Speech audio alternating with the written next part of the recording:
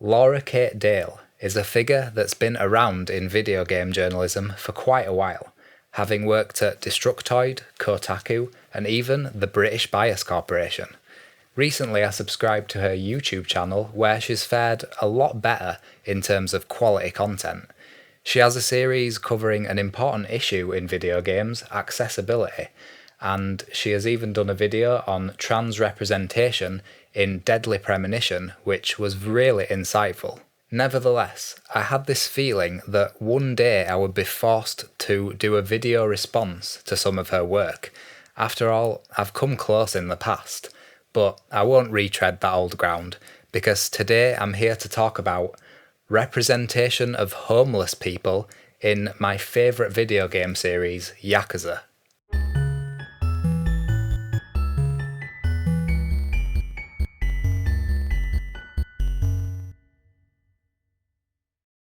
Yakuza 7, the latest in the series, is the game in question for the bulk of Laura's latest video critique, titled Yakuza Like a Dragon Can't Decide If Homeless People Are a Joke. In my opinion, the studio has done a fantastic job once again in delivering a detailed and heartfelt story with a ton of depth to even the most minor of side characters. Yakuza games never cease to surprise me, and this game has done that with its very frank depiction of sex workers, which in the past has been only hinted at with things like so-called massage parlours or a box of tissues being conspicuously placed in a room where men pay to have conversations with sultry-sounding women. The main character, Ichi, was raised in a brothel and has tremendous respect for the women earning a living in this profession, and one of the antagonistic groups of the game is a protest group, Bleach Japan, who want to clean up the streets, as they put it, not giving a care for the shaky immigration status of the women working the streets, or the crippled economy which has led to rises in unemployment and homelessness. These are all huge themes throughout the game, and almost every character you interact with is affected by these things in some way. Though her comment that Yakuza 7 is interesting, I'm not saying good, but interesting, is a hint of the dishonesty to come, Laura thankfully starts off her analysis by praising some of the narrative points of the game that handle these issues well. As she says, Ichiban is ignorant at first about the reasons a person might be homeless, and the kinds of solutions to the problem of homelessness. The second main character, a homeless man named Namba, is quick to point out that it isn't quite as simple as getting off your butt and going to the job centre. As someone who's been on the dole in the past for far longer than I wanted to be, I have indeed heard this from the ignorant kind of people that say everything will just work out as long as you get to graft. I'm talking about my dad, basically. So what's the big problem with Yakuza 7's representation of homeless people? Well, the series has always walked a thin line when it comes to telling a serious narrative overall, but injecting strong doses of goofy humour. At its core, it's a JRPG with levelling up, learning new moves, eating to restore health, and a lot of the humour actually plays into that. I find it hilarious, for instance, that thugs will constantly accost the main characters and drag them into street brawls at the drop of a hat, but at the end of the day, this is a game, and that is how the combat and levelling system of the game shines. Laura felt uncomfortable with the juxtaposition of serious gritty crime drama and goofy Japanese RPG. Completely understandable. It's not for everyone, least of all mainstream games journalists. But the reason behind her video, and the reason she struggles to recommend the series, is because of the problematic humour tied to these systems. At this point in the video, I was thinking, okay, I'm listening. Upon giving a very detailed breakdown of a lot of the interactions your character can have with the trans characters in Deadly Premonition, Laura won me round. So I was more than willing to hear the arguments of what Yakuza did wrong. The game's attitude towards representation of minority groups is baffling, honestly. It feels like Yakuza Like a Dragon was built by two separate teams who never communicated with each other. You had the team working on the main story, that were working on the plot, that were working on all the cutscenes and their dialogue, who had a real care for the subject matter they were touching on, and you had the enemy designs and the enemy pun names being developed by some other team that just didn't know that we were supposed to feel sympathetic for those groups and was like, ha ha, we can make a pun name. So, she explains, Namba's main moveset in the turn-based battles of Yakuza 7 is based on a stereotype of homeless people. He throws birdseed at people so they will be attacked by pigeons. His bad breath will lower the defense of enemies, and he can heal himself by falling flat and having a power nap on the spot. He also swigs alcohol and uses a lighter to set enemies aflame. The thing is, simply pointing this out is not an argument against stereotypes. Laura came up with a concept for this video, gave her opinion that stereotypes are bad, and then just kind of left it hanging there as if it was a rhetorical argument. Imagine, rather than just ending the video, she had said, stereotypes are bad because they reinforce narrow thinking about a particular group of people, which in the worst cases leads to discrimination of that group by ignorant people.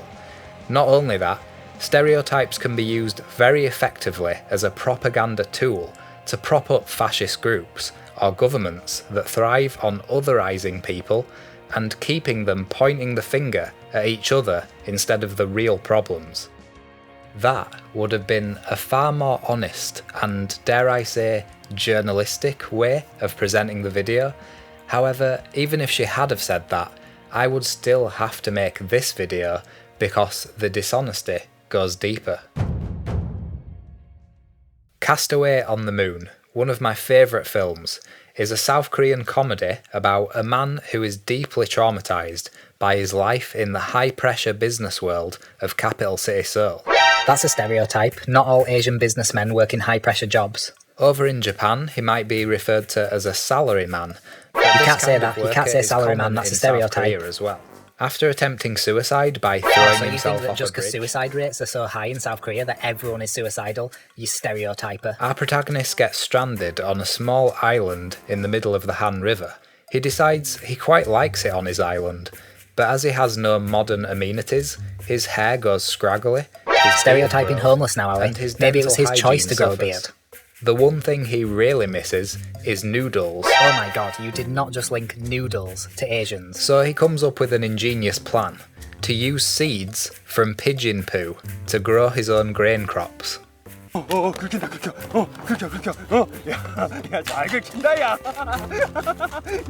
Stereotyping again, pigeons don't have anything to do with homeless people. Oh my god, you see how ridiculous this is? Let me ask you this. Where is the potential humour coming from in this comedy film? Because there are much the same stereotypes here as there are in Yakuza. So is it just, ha ha, he's homeless? No, of course not. The humour comes from the situation we find our characters in. Another way of saying this might be context. And that is so important, I'm going to put it in big bold letters up on the screen. When Jim Carrey's character in Liar Liar is asked, was the sex good for you? And his response is, I've had better. Is that funny on its own merit as a line? I don't think so. It's funny because we understand the context, that he was suddenly unable to tell a lie at the most inopportune moment. This is also how a film like Pulp Fiction, where someone gets shot in the head at close range and people are throwing out the N-word left, right and centre, can be, to people with a sense of humour, funny. Boiling the humour of Yakuza 7 down to ha ha he's homeless, as Laura does by claiming homeless people are the butt of the joke, is a failure to provide the necessary context to you the viewer. Either purposely in favour of preaching to a choir of easily offended woke scolds, through laziness in the writing of her script, or because she simply doesn't get what is arguably the entire hook of Yakuza 7.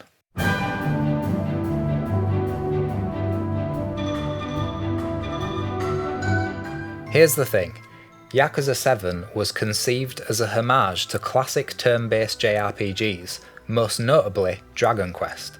Dragon Quest has a bestiary full of wacky and colourful enemies that often have recoloured or tweaked designs the higher level the enemies go, They often use puns in their naming conventions, for example Fungool or Night Sneaker. Ichiban, main character of Yakuza 7, was an avid fan of Dragon Quest and played games frequently until the year 2000, when he was sent to prison for 19 years. Both before and after his sentence, other characters describe Ichi as having an overactive imagination and comment on his strange style of fighting, always allowing his opponent to have a turn in hitting him. As the story progresses, the video game references come hard and fast, and it is hinted at over and over again that the enemies in the game are not necessarily what they appear to be to the player. Only that Ichi's imagination and love for Dragon Quest is driving the unrealistic turn-based mechanics of the game.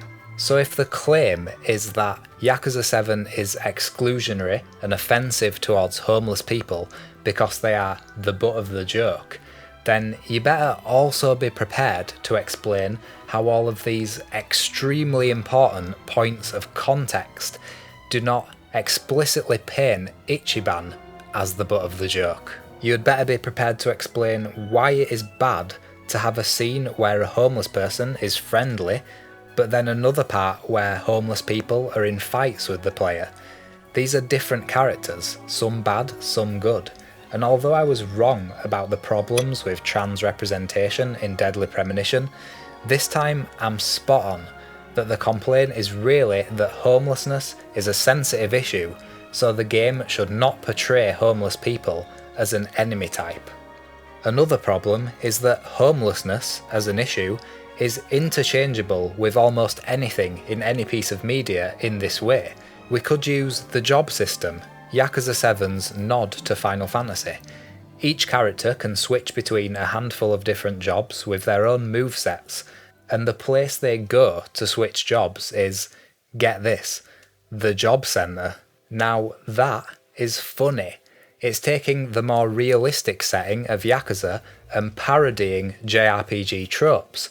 But if I wanted to write a Kotaku article, the headline might be something like, Yakuza's problematic job system trivialises unemployment. A big thing Laura gets caught up with, and as she repeatedly states, makes her so uncomfortable that she struggles to recommend the game to people, is that these enemies have names like Hungry Hungry Homeless and Battle Bum. Here's a good time to read this enlightened comment from one of Laura's subscribers, who's clearly very disappointed that their horse is too high to enjoy this game. Damn, that sucks. I've been interested in the Yakuza games, but I haven't played them yet, and now I'm kind of on the fence about them. Are the previous games also problematic? You are on the fence about playing the best game series ever because one of the enemy types is called Hungry Hungry Homeless. I mean, that's a bit hyperbolic, but it really does boil down to that. If you watch the video and look at the response in the comments, people are being offended just at the mere idea of puns or using stereotypes as humour in any way. Many people in the comments section seem confused. Why are these names like this? Was it the localization team's fault? Did they not understand that the main story is a gritty crime drama? Was there another insanely popular JRPG that this game was entirely based around parodying? Do Japanese really like puns? Wait, hold up, go back one. No, not the question about puns, the one about the insanely popular JRPG franchise that anyone in mainstream games media should know about? Yeah, that question. The answer is yes to that. I think there's a lot of great discussion to be had surrounding the strange ways the battle system seems to be uniquely terrible in its use of gross stereotypes. Ugh. But if, for instance, Namba's moveset could evolve to be less based on stereotypes over time, as Ichiban is disabused of his misconceptions about the homeless, that would actually be quite nice. Except this pseudo-intellectual has not paid attention at all to the character of Namba. As you progress, you can unlock cutscenes focused on the backstory of each of the companion characters, as Ichi speaks to them at their favourite bar.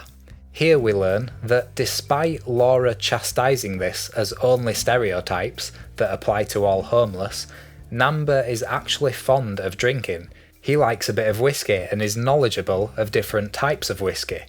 Also, despite Ichiban's assumption that Namba was a great and dedicated nurse when he was in gainful employment, Namba admits that no, he started out with high hopes for his career path, but as he got older, he became lazy and cynical. He started taking naps during his shifts. So you see, here are direct examples relating to the character themselves as to why those moves exist in the battle system, and so the argument crumbles even further to dust. We do find some common ground though. Both me and Laura draw the line at characters who are just insanely obese for no particular reason, and their character traits are they enjoy eating and they eat at all-you-can-eat restaurants. And that to me isn't particularly funny. I personally would be happy to see that kind of thing just go away, because I think there's a lot more creatively we can do with designing characters. But there is a defence to be made of that, and that is that Asian people, more particularly Chinese, have a different view than Western people of what it is to be obese and what that signifies. You know, let me introduce you to my friend, the Buddha. He's just a jolly big fat man. If this wasn't already a huge cultural and religious symbol, then I'm sure many people would find a way to be offended at this. One of the reasons I started this channel, and why this video was a no-brainer for me, is that mainstream games journalists don't seem to really like or play JRPGs. They might clumsily attempt to critique a game such as Yakuza, but there's always this niggling feeling that they don't really get what people like about the genre. They also don't quite understand or want to accept how vastly different Japanese culture is from our own, and how that is one of the main draws of Japanese games. Laura's video is a prime example of this. Yakuza only really started to break out of its cult status when Yakuza 0 came to PS4. Before this time, it was a much-loved but obscure spiritual successor to an already much-loved but obscure Dreamcast game called Shenmue. So as the series grows in popularity, it is bound to draw more contention from the kind of people who get offended by certain types of humour, and the people whose career is based on jumping the gun with clickbait articles, decrying video games for not being inclusive enough before even sitting down and playing them through. And Laura, if you're watching this, I'm actually really surprised that you're so offended by stereotypes, because you are one. You are the perpetually offended social justice warrior games journalist, and this kind of dishonest behaviour is what gives the left a bad name, and it's also pushing people in gaming further to the right, if only to mock you. I've been Jake of The Retro Perspective. Thank you very much for watching, and I'll see you next time. I love Yakuza Like a Dragon. I think it is a wonderful game.